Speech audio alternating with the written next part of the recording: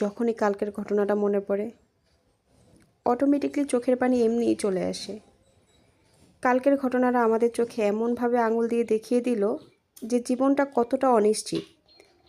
একটা শিশু সকালে স্কুলে গেল বই হাতে নিয়ে, স্বপ্ন নিয়ে, আর ঘরে ফিরল ছাই হয়ে নিথর দেহটা। এই ভাবনাটা আমার ভেতরটা কাঁপিয়ে দিচ্ছে। এখন আমার মনে হচ্ছে আমার সন্তানদেরকে আমি বাইরে পাঠাবো না, তাদেরকে ঘরের ভেতরেই রাখবো। ওদের পড়াশোনার দরকার নেই, ওদের কোনো কিছু দরকার নেই, আমার চোখের সামনে সারাদিন ওরা থাকবে। আল্লাহ জানে ওসব বাচ্চাদের বাবা মা কীভাবে সহ্য করছে। আমি তো দেখেই সহ্য করতে পারছি না। আল্লাহ, তুমি আমাদের সন্তানদের হেফাজতে রেখো।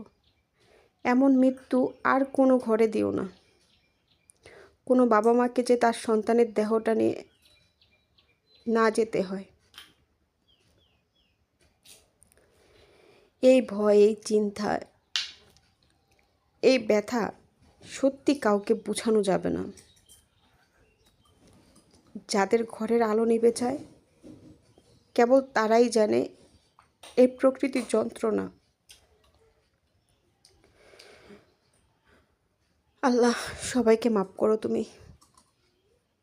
এমন শোক আর কাউকে দিও না, কাউকে না, আমার পরম শত্রুকেও দিও না।